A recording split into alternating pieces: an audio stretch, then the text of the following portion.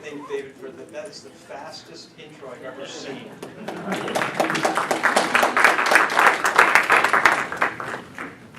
All right. So, how many here work in HR? This is going to be awesome. Okay, great. How many of you work in an organization that does standard HR reviewing process? Wow. Cool. How many like it?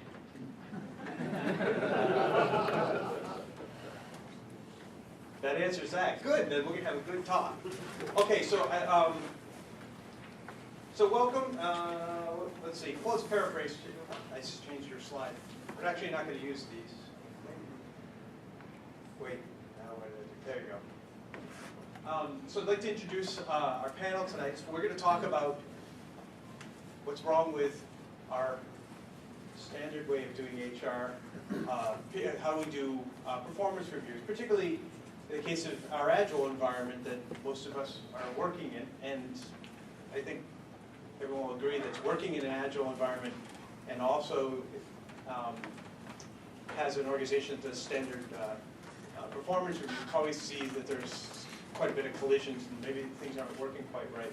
So we assembled a panel of people with some pretty diverse background to talk about some of the successes and challenges they've seen and some of the things that might help reveal some light at the end of the tunnel for how organizations could change their practices to give us more positive results and make more of you raise your hand when I said how many like your process.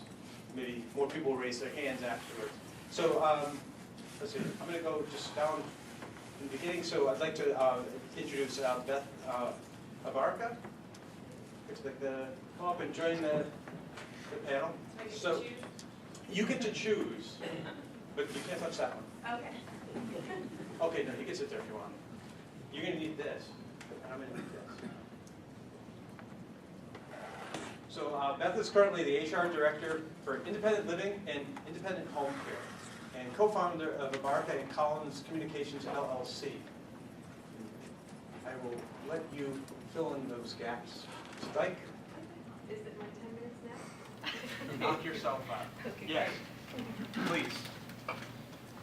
Well, I was actually an afterthought for this panel. Wally Happ was the person who was going to be here today. And I work with Wally. He's one of our consultants that we use for performance management. I started at Independent Living about 4 years ago. And at that time, I entered a really good organization. But I have to say today, it's a great organization. And one of the reasons why is we changed our performance management system, and we also had a huge impact on our culture. One of the first things I asked when I began was, I was talking to the senior management team, and I said, what's working and what's not working? And the thing that people mentioned that was not working was the performance management system. Now, I had entered the organization in January, and they had implemented a new system 2 months prior. So I had to ask a lot of questions because I wasn't quite sure if it was just a matter of change. Sometimes people are resistant to change, or if there was something that people really didn't like about the system. I have over 20 years of human resources management experience. I've designed numerous performance management systems. I said to the people after I found out, I looked at what their system was like. I didn't want to make too many comments on it because you never want to judge something that's not yours. You want to listen to everybody and find out what it is they want to change about it. So then I said to the managers, if you would like, join me on a performance management team and we will change the performance management system.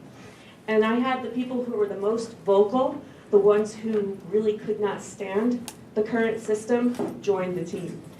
And we went off for a few months, actually, and we had these meetings like every other week, and everybody was drinking the Kool-Aid, and we were having a great time, and people who weren't on the team were like, wow, what are you guys doing? You're having so much fun. And then about 3/4 of the way through the process, one of the members of the board of directors said something to me and to the CEO, and he said, I met this guy, Wally, and he has a new way of looking at performance management systems, and I know that you're working on that. Okay, well now I've been working with this team of people who are invested in a goal and are really excited about it, and I said to my boss, I said, look, my agreement with you is I will take this information back to the performance management team and see what they think about it. Now, I read the information that Wally had given me, and I was really, really excited about it because I had never seen anything like this. So I went back to the team, we discussed it, they said, sure, we can have Wally come in. On the team, I had a lot of very analytical people who asked a lot of questions, not like anybody here, I'm sure. And we brought Wally in, and the rest is history. We started with the organization, what were the organization's values. We looked at a feedback mechanism, which was key in this whole process. I could go into a lot more detail, but I know I only have 10 minutes, and you guys can ask me a lot more questions about it. But I just wanted to give you kind of the overview of what happened. Okay? Sounds good. Okay, next panelist I'd like to introduce is Ryan Hagan from Virginia. She mentioned that we can say you're from New York. Yeah, I'm from New York. From New York, near Newbury. Yes, Newbury. So Ryan is from southwestern. Okay, so Ryan has started 4 companies, has recently helped the software development division of Webmail US through an acquisition by Rackspace Hosting, and he is now moving to lead CCS and Qualtrics through a period of fast growth. Hi there, how's everybody doing? First of all, thank you for having me here. This is awesome. I really appreciate the opportunity. So I started out with a computer science degree from Virginia Tech. Go Hokies. Okay. I definitely have a strong background in the engineering side of things. As I was completing my degree, I started my first company. Found out that you can really screw up development. Found out that it sucks to stay late at nights on a Friday, do a deploy, and work all through the weekend to fix all the things that you broke when you were doing that deploy. That led me to agile practices. So I found a lot of great agile practices that I employed very early in my career just to basically get through these problems that I was facing. Since I was starting my own companies, I didn't have anybody there to really rely on, but at the same time, I didn't have anybody there to tell me, well, that's just how things are done. So I was lucky. I found some great, solutions.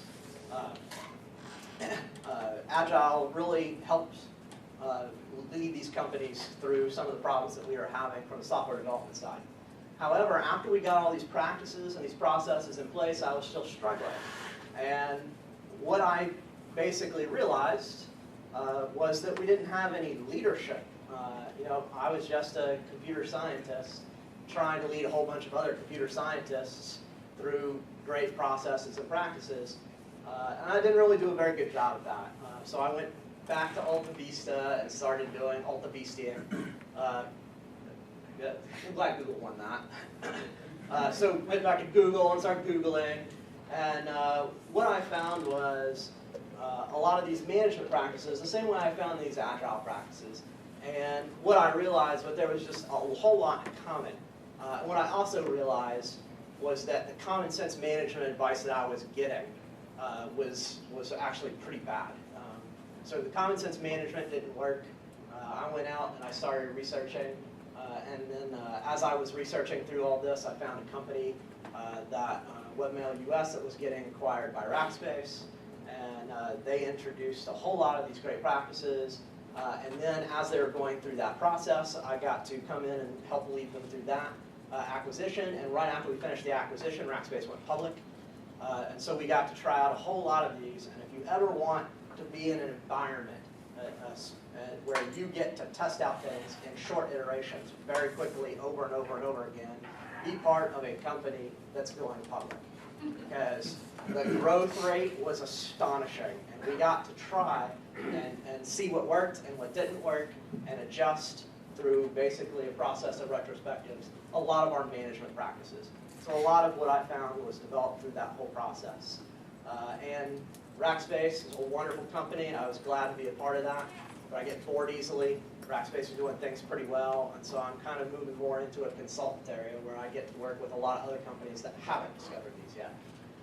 And so I've moved on to a manufacturing company now where I'm struggling to get a lot of buy-in into this stuff. Great, thank you.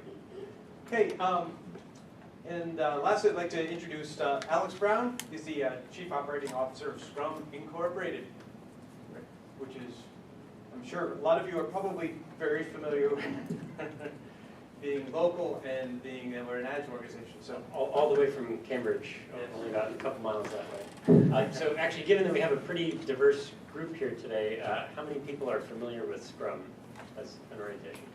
Okay, great. I don't need to explain the basics. But I do need to apologize. I'm going to violate one of the cardinal rules of Scrum and multitask here for a second while I hook up the laptop. So my background is most recently with Scrum Inc. In Agile training and consulting. But actually prior to that, for 6 years, I was a principal of the Boston Consulting Group, working on business strategy and particularly process improvement in systems.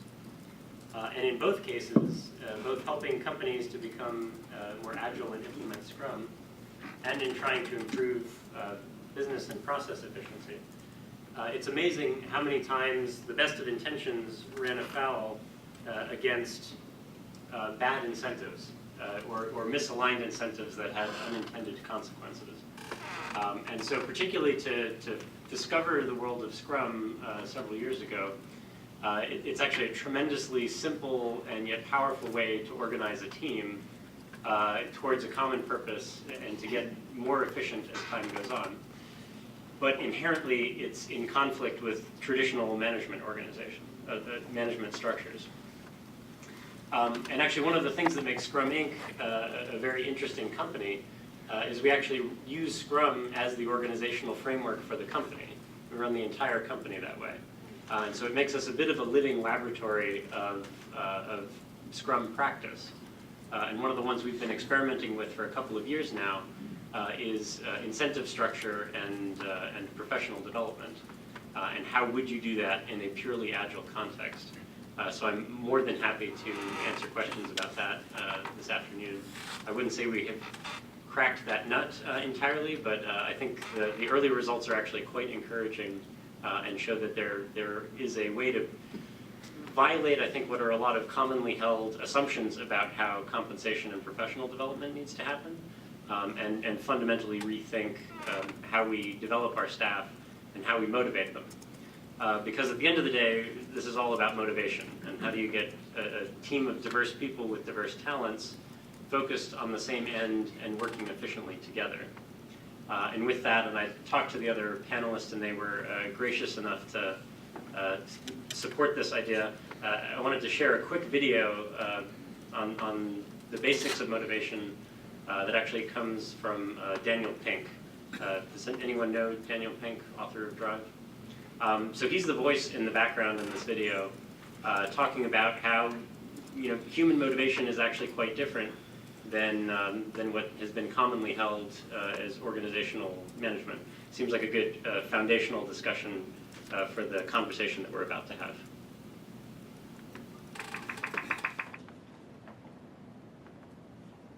Our motivations are unbelievably interesting. I mean, I find I've been working on this for a few years, and I just find the topic still so amazingly engaging and interesting. So I want to tell you about that. The science is really surprising. The science is a little bit freaky. Okay, we are not as endlessly manipulable and as predictable as you would think. There's a whole set of unbelievably interesting studies. I want to give you two that call into question this idea that if you reward something, you get more of the behavior you want. If you punish something, you get less of it. So let's go from London to the mean streets of Cambridge, Massachusetts, in the northeastern part of the United States. And let's talk about a study done at MIT, Massachusetts Institute of Technology. Here's what they did. They took a whole group of students and they gave them a set of challenges. Things like memorizing strings of digits, solving word puzzles, other kinds of spatial puzzles, even physical tasks like throwing a ball through a hoop. Okay, they gave them these challenges and they said to incentivize their performance, they gave them 3 levels of rewards. Okay? So if you did pretty well, you got a small monetary reward. If you did medium well, you got a medium monetary reward. And if you did really well, if you were one of the top performers, you got a large cash prize. Okay? We've seen this movie before. This is essentially a typical motivation scheme within organizations, right? We reward the very top performers, we ignore the low performers, and the other folks kind of in the middle. Okay, get a little bit. So what happens? They do the test, they have these incentives, here's what they found out. 1, as long as the task involved only mechanical skill, bonuses worked as they would be expected. The higher the pay, the better the performance. Okay, that makes sense. But here's what happens. But once the task called for even rudimentary cognitive skill, a larger reward led to poorer performance. Now this is strange, right? A larger reward led to poorer performance? How can that possibly be? Now what's interesting about this is that these folks here who did this are all economists, 2 at MIT, 1 at the University of Chicago, 1 at Carnegie Mellon, okay? Top tier of the economics profession. And they're reaching this conclusion that seems contrary to what a lot of us learned in economics, which is that the higher the reward, the better the performance. And they're saying that once you get above rudimentary cognitive skill, it's the other way around. Which seems like this kind of, the idea that these rewards don't work that way seems vaguely left-wing and socialist, doesn't it?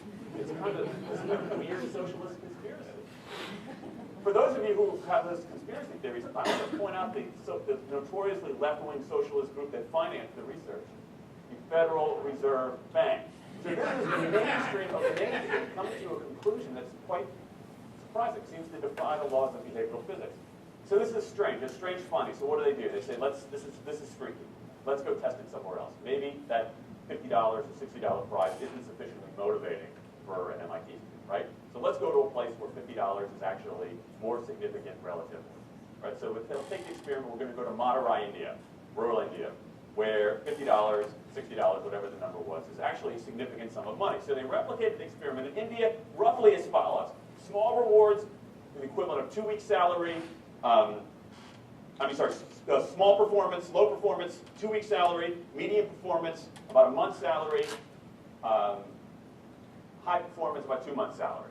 Okay, so those are real good incentives. Okay, so you're going to get a different result here. Well, what happened though was that the people offered the medium reward did no better than the people offered the small reward. But this time around, the people offered the top reward, they did worst of all. Higher incentives led to worse performance.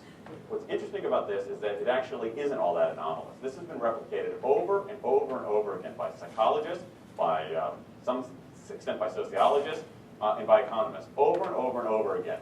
For simple, straightforward tasks, those kinds of incentives, if you do this, then you get that, they're great. For tasks that are algorithmic, set of rules where you have to just follow along and get a right answer, if-then rewards, carrots and sticks, outstanding.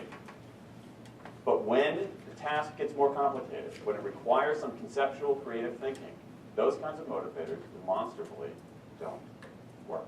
In fact, money is a motivator at work, but in a slightly strange way. If you don't pay people enough, they won't be motivated. What's curious about, there's another paradox here, which is that the best use of money as a motivator is to pay people enough to take the issue of money off the table. Pay people enough so that they're not thinking about money and they're thinking about the work. Now, once you do that, it turns out there are 3 factors that the science shows lead to better performance. Not to mention personal satisfaction. Autonomy, mastery, and purpose. Autonomy is our desire to be self-directed, to direct our own lives. Now, in many ways, traditional notions of management run afoul of that. Management is great if you want compliance, but if you want engagement, which is what we want in the workforce today as people are doing more complicated, sophisticated things, self-direction is better. Let me give you some examples of this. Almost radical forms of self-direction in the workplace that lead to good results. Let's start with this company right here, Atlassian, an Australian company. It's a software company, and they do something really cool. Once a quarter, on Thursday afternoon, they say to their developers, For the next 24 hours, you can work on anything you want. You can work on it the way you want. You can work on it with whomever you want. All we ask is that you show the results to the company at the end of those 24 hours in this fun kind of meeting. Not a star chamber session, but this fun meeting with beer and cake and fun and other things like that. It turns out that that one day of pure, undiluted autonomy has led to a whole array of fixes for existing software, a whole array of ideas for new products that otherwise had never emerged. One day. Now, this is not an if-then incentive. This is not the sort of thing that I would have done 3 years ago before I knew this research. I would have said, you want people to be creative and innovative? Give them a freaking innovation bonus. If you do something cool, I'll give you $2,500. They're not doing this at all. They're essentially saying, you probably want to do something interesting. Let me just get out of your way. One day of autonomy produces things that never emerge. Now, let's talk about mastery. Mastery is our urge to get better at stuff. We like to get better at stuff. This is why people play musical instruments on the weekend. You have all these people who are acting in ways that seem irrational economically. They play musical instruments on weekends. Why? It's not going to get them a mate. It's not going to make them any money. Why are they doing it? Because it's fun. Because you get better at it, and that's satisfying. Go back in time a little bit. I imagine this if I went to my first economics professor, a woman named Mary Alice Schulman, and I went to her in 1983 and said, Professor Schulman, can I talk to you after class for a moment? Yeah. I got this inkling. I got this idea for a business model. I just want to run it past you. Here's how it would work. You get a bunch of people around the world who are doing highly skilled work, but they're willing to do it for free. They can volunteer their time, 20, sometimes 30 hours a week. Okay, she's looking at you somewhat skeptically there. Oh, but I'm not done. And then what they create, they give it away rather than sell it. It's going to be huge. I mean, she really would have thought I was insane. Right? It seemed to fly in the face of so many things. But what do you have? You have Linux powering 1 out of 4 corporate servers in Fortune 500 companies, Apache powering more than the majority of web servers, Wikipedia. What's going on? Why are people doing this? Why are these people, many of whom are technically sophisticated, highly skilled people who have jobs? Okay? They have jobs. They're working at jobs for pay, doing sophisticated technological work. And yet, during their limited discretionary time, they do equally, if not more, technically sophisticated work, not for their employer, but for someone else for free. That's a strange economic behavior. Economists have looked into it. Why are they doing this? It's overwhelmingly clear. Challenge and mastery, along with making a contribution. That's it. What you see more and more is a rise of what you might call the purpose motive. Is that more and more organizations want to have some kind of transcendent purpose. Partly because it makes coming to work better, partly because that's the way to get better talent. And what we're seeing now is, in some ways, when the profit motive becomes unmoored from the purpose motive, bad things happen. Bad things ethically sometimes, but also bad things just like not good stuff, like crappy products, like lame services, like uninspiring places to work. That when the profit motive is paramount, or when it becomes completely unhitched from the purpose motive, people don't do great things. More and more organizations are realizing this and sort of disturbing the categories between what's profit and what's purpose. And I think that actually heralds something interesting. And I think that the companies, organizations that are flourishing, whether they're profit, for profit, or somewhere in between, are animated by this purpose model. Let me give you a couple of examples. Here's the founder of Skype. He says, our goal is to be disruptive, but in the cause of making the world a better place. Pretty good purpose. Here's Steve Jobs. I want to put a ding in the universe. All right? That's the kind of thing that might get you up in the morning racing to go to work. So I think that we are purpose maximizers, not only profit maximizers. I think the science shows that we care about mastery very, very deeply.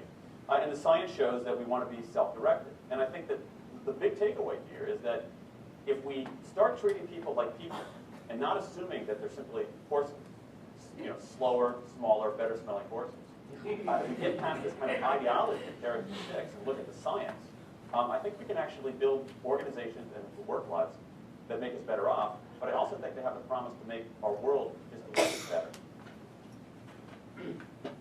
So if mastery, purpose, and self-direction are such powerful drivers and motivators for employees, why do so many of our traditional HR management systems insist on cash compensation, they're all tied back to individual performance evaluation and tying that to financial rewards.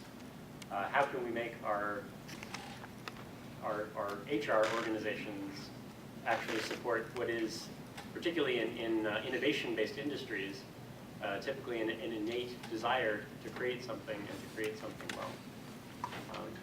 So that's why I'm pretty excited to have this conversation today. I'm looking forward to our discussion. Thanks.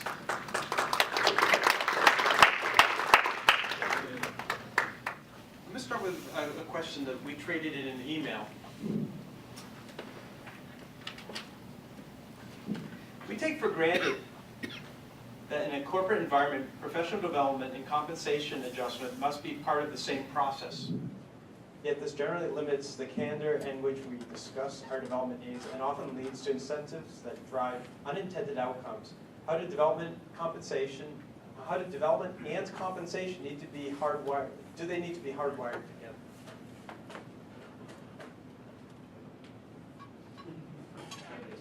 How about Alex start? Alex starts because Alex wrote the question. So since it was my question, and it's kind of a leading question, I actually don't think they need to be hardwired together. And in fact, I think they shouldn't be hardwired together because that's part of what I think drives a lot of the adverse incentives that we see in the corporate world. I mentioned that we use our company as a laboratory for some of those practices. And so I'm happy to share what we're doing at the moment. We do not have individual performance bonuses in the company. Everybody gets a performance bonus that is based on the overall success of the company and the success of the team that they work on, and has no connection to their individual performance. In parallel to that, we actually have a professional development program that has no connection to compensation. So each member of the team has a professional development partner, just another member of the team assigned at random. I'm the COO of the company, and my professional development partner is the youngest person in the firm. And that person's responsibility is to keep you honest about setting and pursuing goals for what you'd like to accomplish professionally in the next quarter. And somebody also to advocate for you when there are decisions that need to be made that involve trade-offs between pursuing profit and pursuing the development of staff. So it's very nice to have a third party as somebody that is clearly not self-interested in those decisions, advocating for you and being able to speak up on behalf of your professional development. We use a very lightweight form. It's only 2 pages. Goes from high-level goals at the top of the form down to what are the specific concrete actions that I'm going to do in the coming quarter to advance towards my goals, and what is it that the rest of the team can do to support me in that. In that sense, from a Scrum context, it's very much like having a backlog. We call it our professional development backlog. And so you're constantly working on the top priority issue on the backlog, and when you've accomplished that, you work down to the next item. So far, it's worked quite well. We had some pretty vociferous discussions about should the profit pool that's paid out in the team be paid out exactly evenly on a dollar basis to every member of the team, or should it be proportional to salary? And we do have differentiated salaries, even though we have a common bonus scheme. And incidentally, the salary, everybody has to give justification for why they need a raise. So they need to come in and present the business value and comparables, and it actually is quite helpful there because it forces each member of the team to be externally focused in terms of business value creation and understanding how what they do fits into the overall creation of value for the company.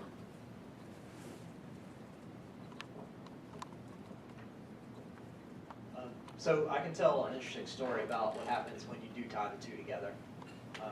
So again, I draw a lot of my experience from Rackspace. I was there for quite a while.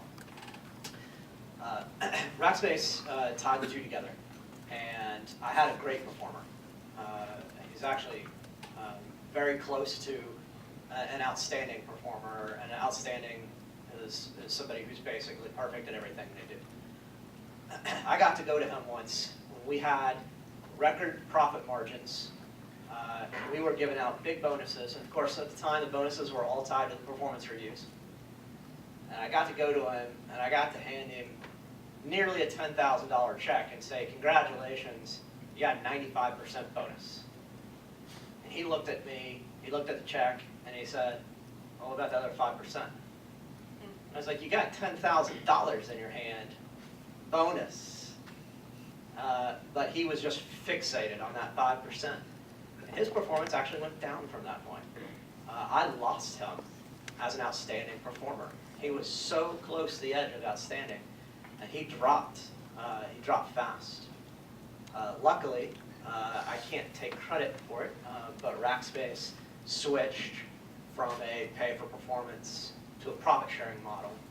And I mean, the performance has just gone through the roof across the board. We also do not tie performance to an annual incentive pay. What we do at the end of the year is it's based on how well the company does, and then we all share. So for example, this year we're all going to get 8% of our salary in a bonus. But our performance management system is a little bit different. We have something that we call the continuous development of people process, and it's all based on feedback. So at the beginning of the year, you sit down with your manager and you come up with your individual goals. And we do actually do cascaded goals throughout the organization.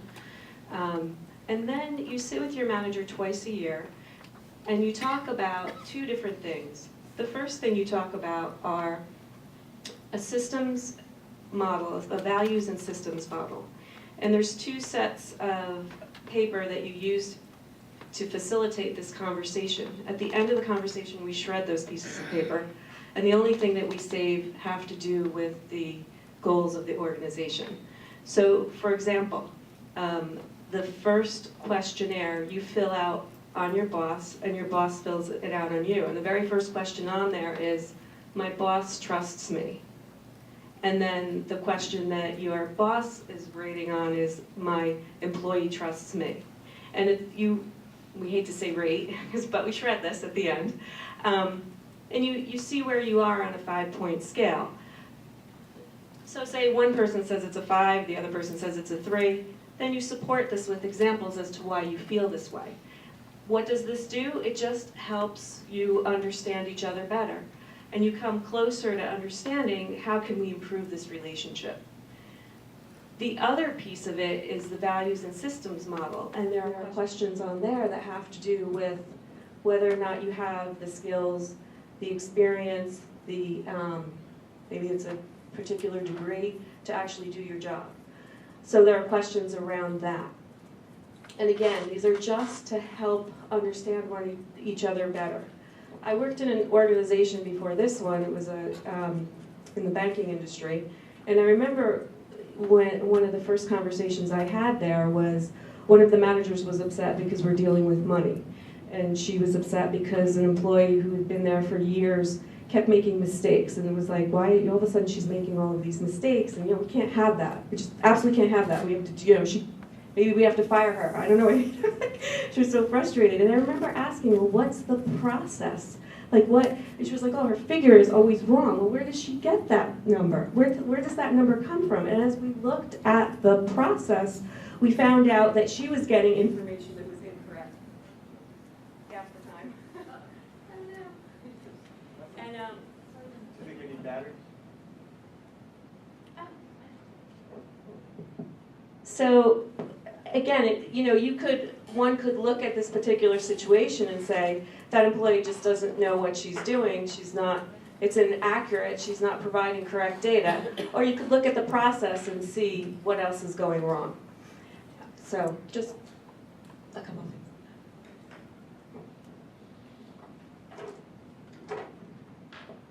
I'm going to have this one here. Question, yes? Nice and loud. Nice and loud, okay. So maybe a heretical question, why do performance reviews at all? What do they accomplish? What's the goal of it? So did everyone hear that, or should I repeat the question? Repeat? So the question was, why do performance reviews at all if it's so destructive to have them tied to performance? Well, and avoid compensation entirely, right? So professional development, whatever, what's the goal of a performance review? Why do them? So to my mind, it ties back to the concept of mastery in the video, that it's actually a way for the organization to help its employees focus and build mastery, and that there actually is quite a bit of satisfaction that comes from that activity, even independent of the compensation discussion. And unfortunately, it kind of gets washed out in a traditional comp structure because the focus is so much on the compensation and not on the mastery. But that actually it could become a selling point for a company that they have very good professional development, mentorship, and career building, because it really latches onto that mastery drive. So honestly, that's a great question, and I ask myself that question all the time. As a matter of fact, I did a little experiment with that question. And again, I had been doing what I think is a better performance review process for a while. And at the company I was at the time, it was quarterly. And I didn't do it one quarter. And everybody noticed. Everybody came to me and said, we didn't do my performance review. I doubt at most organizations, if you miss your performance review, you would go to your boss and say, hey, can we do that performance review?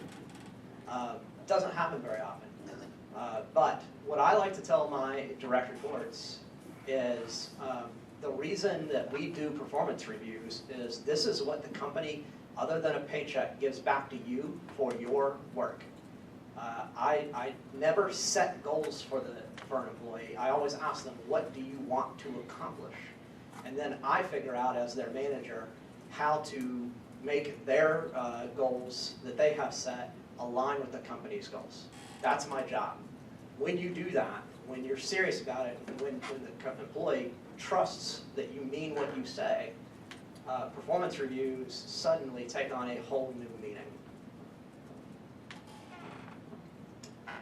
The question was whether or not, why should we do performance reviews, why not do them? We actually don't call our process a performance review process. So I think of it as we've thrown out the performance review process, and what we have now is really, truly a feedback process. So, so in my experience, different people get motivated by different things, and somebody gets motivated by money, somebody by travel, somebody by respect, somebody by title, somebody by space, corner office, whatever. And how do you kind of deal with that situation where everybody is having different motivating factors and maybe varied widely across the team? So to some extent, I think you can do that within a single organization. Somebody who's more motivated by the size of their office, you could actually have discussions with them about, what are you shooting for as part of the development conversation. To some extent, I think that's a bit of an arbitrage across firms. There will be some companies that are motivated by financial incentives, and the people who are motivated by financial incentives will tend to gravitate there. Government jobs traditionally were known for having large, lavish offices and not much in the way of cash compensation. And so, I think companies to some extent already do self-segment along those lines. And so I don't think there's anything about an agile compensation system that would necessarily change that. I think it really, at least in my opinion, comes down to supporting people who typically are less motivated by cash compensation, which I think statistically from a creative industry demographic tends to be more the case. I think a traditional HR system works very well in some contexts. Sales commissions are extremely effective at driving sales behavior if they're applied correctly. A lot of folks in the financial services industry are very motivated by cash compensation. And I think culturally it would be very difficult to run an investment bank using some of the agile performance evaluation methods that we're talking about. So it's certainly not a silver bullet. It's not going to work for everybody. But I think there are enough people who are frustrated by the current process that there's an opportunity to expand the range and scope of how performance evaluation is done. So I really like what Beth just said a few minutes ago, is that we don't even call them performance reviews, we call them feedback loops. And I think through a process of weekly one-on-ones, I'm a big fan of sitting down with all my direct reports every week and having a meaningful conversation with them, usually centered around performance. Through that process, I learned, because I simply ask the question, what motivates you? How do you like to be rewarded? How do you like to be recognized? It's real simple to sit down and ask that question, but very few of us do. But through those weekly one-on-ones, I learn those, and we have conversations. We talk about goals. We talk about performance, and really the performance review is just a checkpoint. And I generally tell people, and I tell all my employees, if something on your performance review it comes as a surprise, then I've failed. It should never come as a surprise. You should have heard all of this before. So through that weekly feedback process, I get that information, and it's been incredibly helpful. Something that we do at our organization, and I've done this for about 20 years at other organizations, and maybe some of you do it at yours as well, but we have something called the DISC process. Are you familiar with that, the DISC? And it's really just a communications style profile. But the way that we do it is that when you start at the organization, everybody takes the DISC profile, and then you actually have to put that on your door. And the reason that we do that is because when you, oh, I'm sorry? Oh, sure. DISC is, it's D-I-S-C, and it's not a personality profile, it's a communication style profile. So there's a series of questions that you have like 4 different descriptors, and you have to say which word describes you the best and which word describes you the least at work. And after you're done filling out this questionnaire, you can see what your communication style is at work. And the reason that we do this is so that we can start to understand why people react differently in the work environment when they're speaking to one another and interacting with one another. For instance, I have a very high I style. I like to talk a lot. I like to interact with people a lot. I talk all the time. The woman on my team, that's my key team member, she's totally opposite from me. She loves detail work. She doesn't want to talk to anybody. She, if she could help it. But we complement each other, so we know what our strengths are. So by having those on everybody's door, even the CEO has his DISC profile on the door, you know before you even walk in and talk to the person what to expect to a certain extent, and then you can tailor your communication style for that person. So now I'm actually forgetting what my point was. What was the original question? Different people get motivated. Different, right, exactly. Thank you. So for instance, somebody who doesn't like a lot of, is kind of like wants to just do work, doesn't want a lot of hey, you want to recognize me in a group of people? Please do. Don't, but also don't diss me in a group of people. But somebody who is doing a really good job, who wants to just, stay at their desk and do their work, I'm not going to praise that person in a public way. I mean, I praise them to a certain extent, but I got to kind of make it a little more low-key. So that was just an answer to your question. A long-winded answer. Thank you. You're welcome. Yes. So in an environment where there are not individual bonuses, but for a team or the whole company,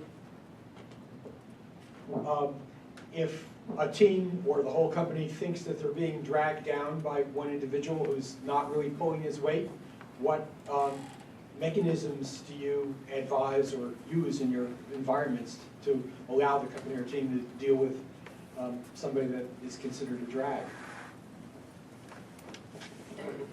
So the mechanisms that we've actually seen work quite well in a number of Scrum companies, teams are actually fairly self-regulating if given the opportunity to do that. And at the end of the day, if the team has the ability to kick somebody off of the team, if they have tried to coach them, if they've tried to mentor them, if they have collectively tried to alter the behavior that they feel is dragging the team down, if they have the ability to kick them off, not fire them, but kick them off the team, that is enough of an incentive usually to ensure self-regulation of the team. And interestingly enough, it makes for a very different and more positive management conversation when that person does get kicked off the team. Because it's not the manager having to come in and pull that person out of the team. it's that person needing to walk into the manager's office and say, I've been kicked off the team, what do I do now? And the manager can actually be then a coach and a mentor and say, well, let's talk about why you were kicked off the team. And is there something we can do about that? Could we reallocate you someplace else? Or was that it? There is no space on another team for somebody who has been so resistant to amending performance that was deemed to be detrimental to the team. Yeah, question over here on the right.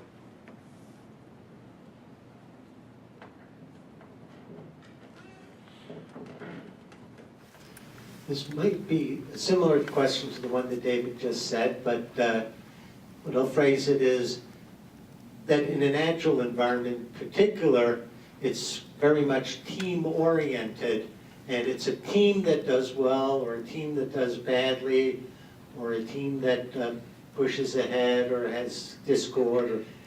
And if something's great, it's the team that does it. And yet, most recognition, including professional development and some of these other things, is done to individuals and salaries individuals and so on down the line. So how do you reconcile the fact that recognition and payment and salaries are given to individuals, and in an agile environment, it's really the team that is driving? It seems to be a basic disconnect that I've seen quite often. Well, so quite simply, a team is a collection of individuals. You cannot lose the individual inside of the team. The team is very important. When I go talk to the business, I certainly call out the individuals when called for, but it's always the team. The team failed, the team succeeded.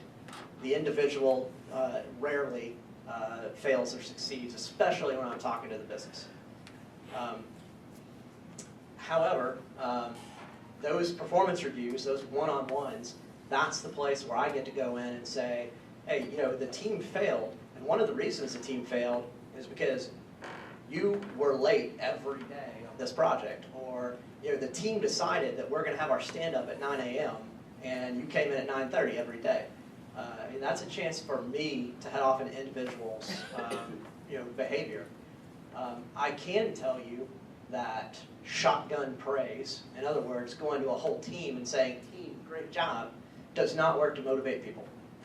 It is actually terrible. Please don't do it. And the same works for if the team fails.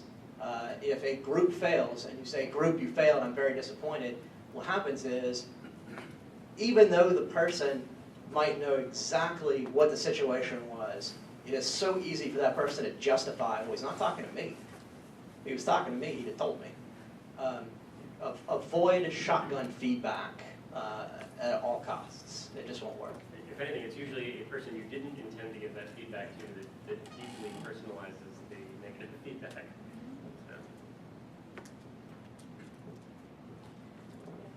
So. Yeah, but right, yeah, actually, he's had his hand up for a while, so. Yeah, so I like the conversation so far. I'd like to add to that the whole notion of promotion. So typically in an agile organization, you want it to be a little bit flatter if you can. But the reality is you still have to handle a promotion process and things like that. So while I don't have a specific question, how do you build in the promotion process into what we've been talking about when you're trying to separate development goals from compensation and things like that?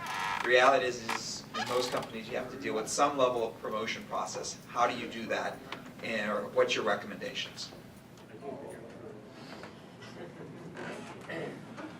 So we have a number of HR folks in the room using traditional methods. How many of you have some sort of compensation benchmarking process in place or role definitions?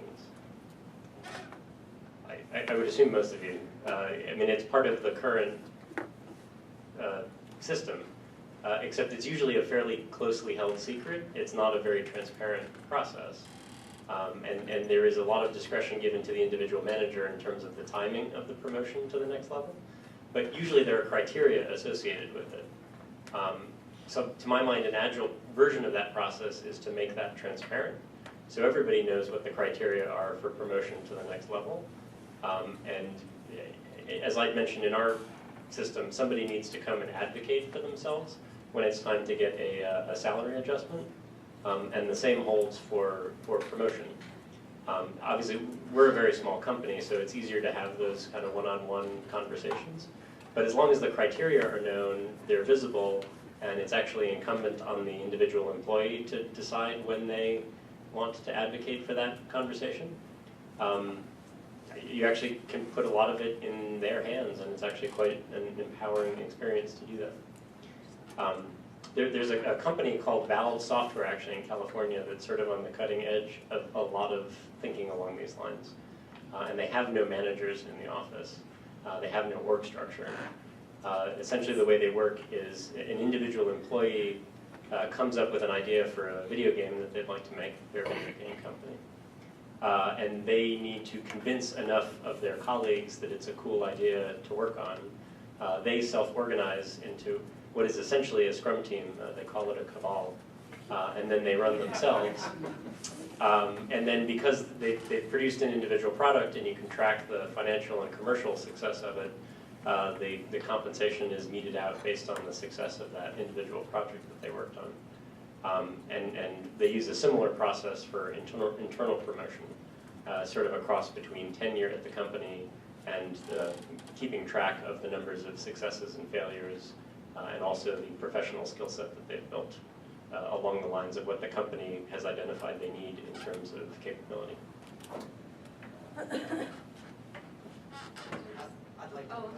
I'd just like to add, that do a Google search for the Valve Employee Handbook, and you'll find a lot of really great information about how Valve runs their company. It's on the web.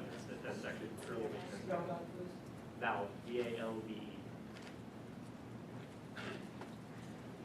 And for us, oh, Sorry for the first 3 pages of that handbook are what would be a traditional employee handbook, and then the next 10 pages are all about how to work in an environment where you have nobody telling you what to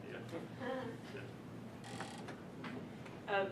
So at our organization, basically we actually post all of our positions and go through an interview process.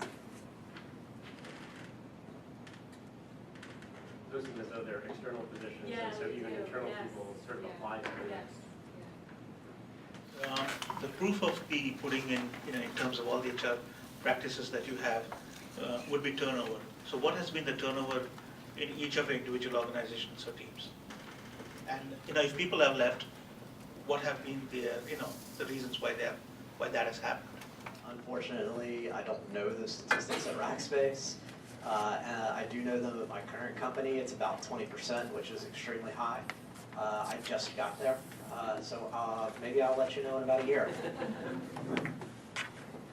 Ours is less than 5%.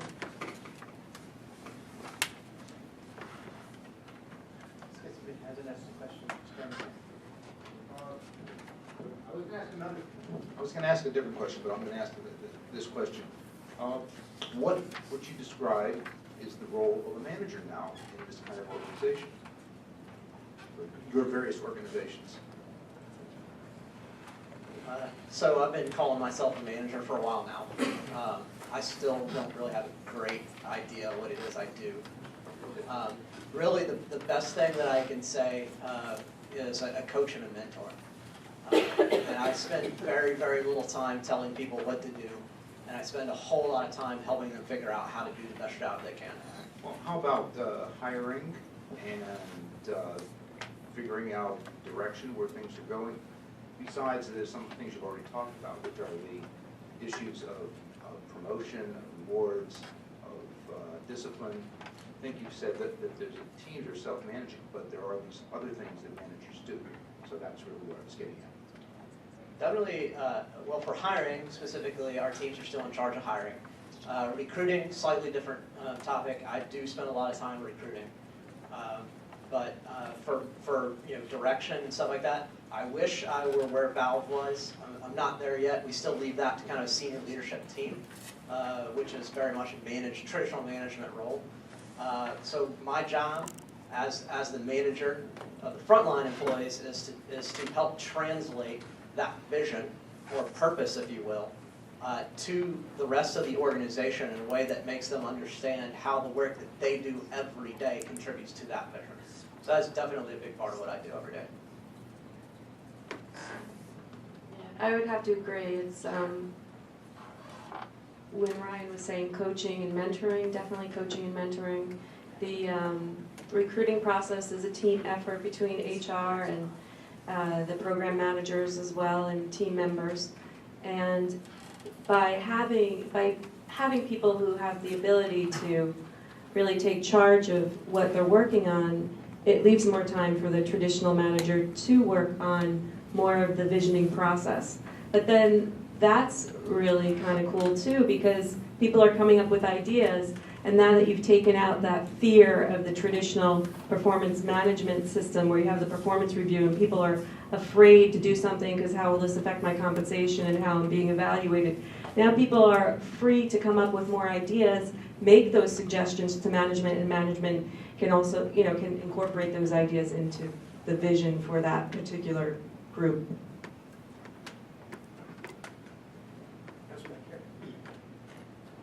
Alex, I'm a little intrigued by what you were talking about with the employee advocating for their own raise. On the one hand, it sounds really, really good. On the other hand, I can imagine differences in individuals and their ability to do research and their ability to do argumentation and so on, and that their ability to make more, if that's what they feel they need, hinging on these abilities that aren't necessarily even tied to the performance we care about.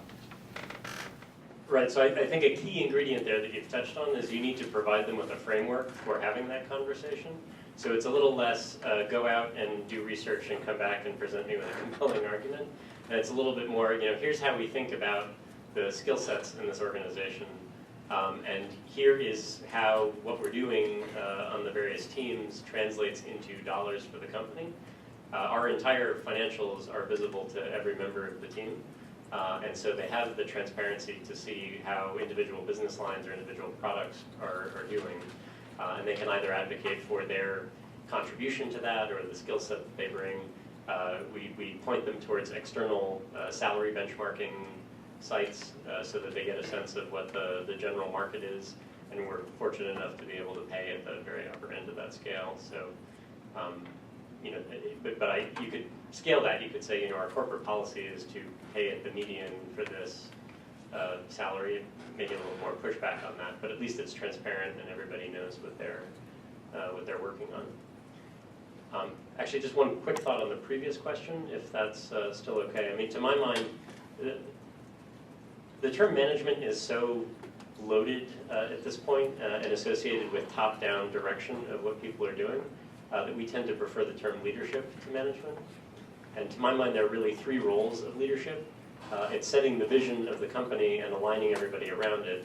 It's maintaining transparency about the status of the company so that there are no surprises and you see how you're progressing along that trajectory.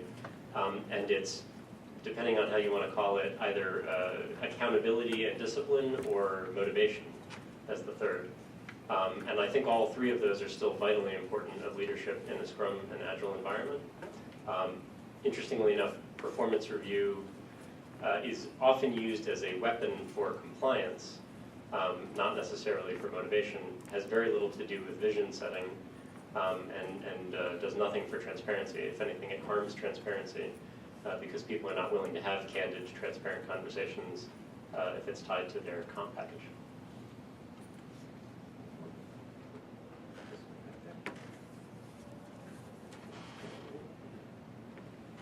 I've got two things. One is a comment. In that video, there was something that said pretty much that given that one day of experimentation and do what you want thing, I have seen that happen many times in the past where there is so much pressure to perform that you don't have the time to relax to say, give someone some time off and they will create the tool that will make them be much better performers. And I just wanted to make that, in my experience, loud and clear. Give someone a little bit of free time every week, and they will far exceed in that free time and do the thing that makes them better performers. Second, that's the comment. The question that I had was, how does this apply to a volunteer organization where there's no compensation?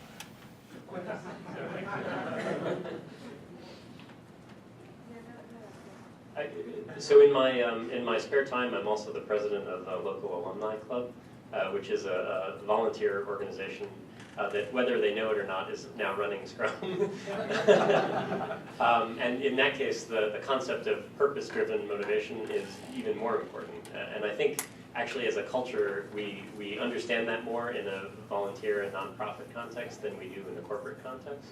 And so if anything, I think a lot of volunteer organizations are further along in the curve of thinking around, purpose-driven motivation. You don't usually see performance reviews in volunteer organizations, and I think it's because they realize that it actually is demotivating. And if you're not compensating somebody and they don't need to come there in order to put food on the table, it's not value-adding to a purpose-driven organization. There's actually another organization that I work for. I work for several different organizations, and it's called IL Strategy Group. And it's the strategy group that governs independent living and independent home care, which are the two organizations. Actually, I'm the HR director for all three. But IL Strategy Group is really a think tank. And it's made up, it doesn't have employees at this point, it just has board members who are volunteers. And these are the cream, like these are people throughout the, we work with many different counties, so these people come from throughout the county, they don't get paid, they're very skilled at what they do, and they have that passion. They have that passion for coming together for a good cause. And it's really cool. And that's what we're trying to do at our organization, where we hire people with that passion. I was sharing earlier that every Monday morning at 8:30, I do a guided meditation with anybody in the organization that wants to come. It's also open to the community. And people are now setting the stage, they're coming, they're becoming focused, they're present. It helps them in what they do for the rest of the week. So I think, if you start to be able to get some of those things that people just want to do for fun, because I don't want to go to work unless it is fun. We had this conversation as well earlier. It makes a major difference. So we're trying to capture some of those things that people just do in volunteer organizations. I'd actually like to address your comment too, the free time. It's amazing what happens when that's available in an organization, and that's another thing that a manager has to do. And a manager has to be an advocate for that professional developer or that autonomy, that time that's reserved. And I just can say that I've had the most success with this when there's been no direction put on the employees on what they do. And just to kind of, what I mean by that is, other managers, when I was at Rackspace, they loved that idea. They said, you can work on anything you want to work on as long as it's the stuff you work on every day. Okay, thanks, but they're not going to tell me for the next 2 days, they're not going to tell me what to work on, just that it has to be in this product. Well, that doesn't help a whole lot. It does help a little bit, but not a lot. The best I've ever seen, the best return I've ever seen on that is when there's no direction placed on that whatsoever. Yeah, I guess while you're back. Thanks. So I'm an HR leader and I'm part of an agile organization. We're very flat and we have transparent levels and there's a lot of things that we do right. We have very non-traditional year-end assessment and ongoing performance management practices. But to take that question, flip it a little bit on its head, when you're not part of a purpose-driven organization in any way, but part of a very client-focused organization that's very bottom-line revenue-focused, how can you apply some of these principles? So for example, we have a hackathon, but nobody participates because they need to be staffed on a project and driving revenue. A hackathon. So like we have innovation free time practices and things like that.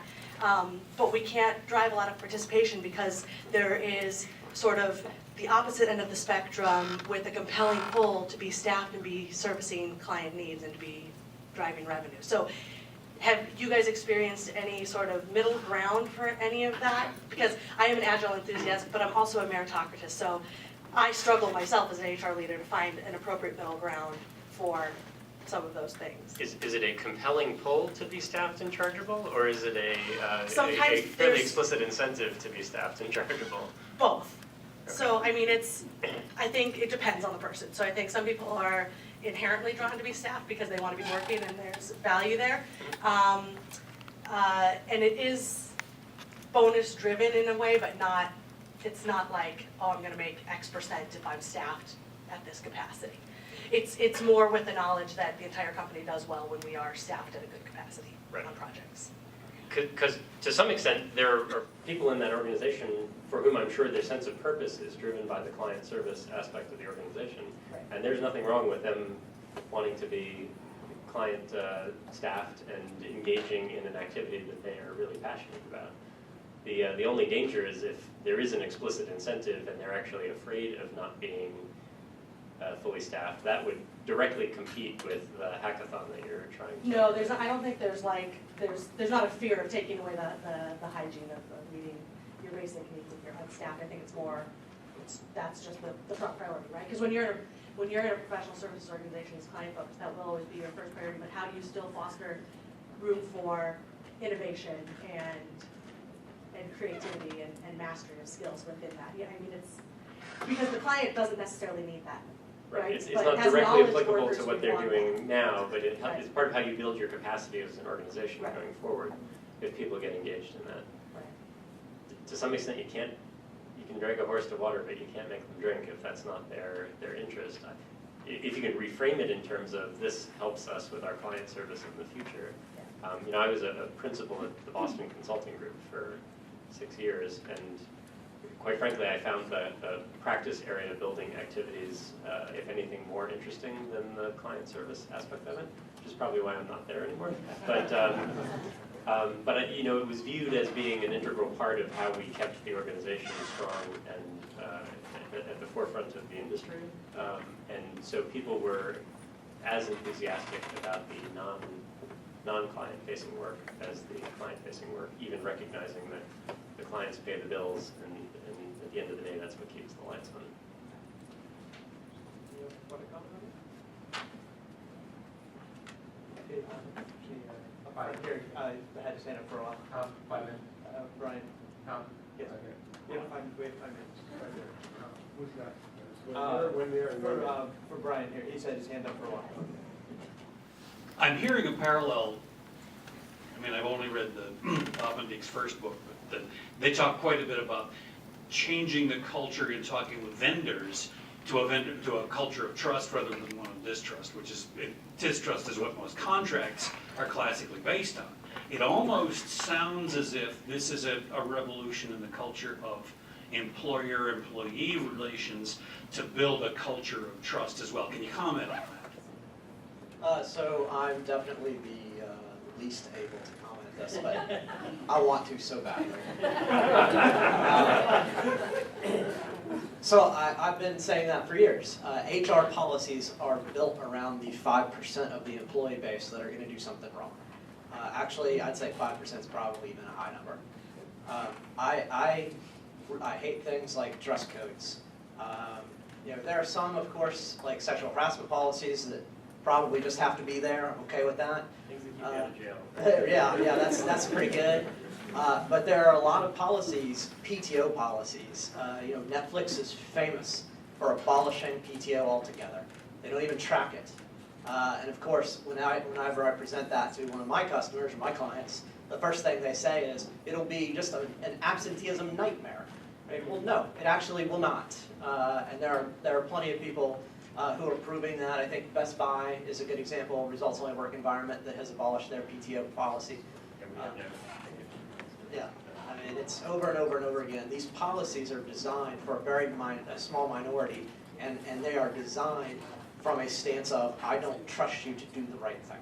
And when I even ask my HR team, no matter what company I'm at, generally when I ask them, why is that policy designed that way? They tell me, because if I need to fire somebody, I can point at a policy and do it, and I don't have to worry about a legality issue.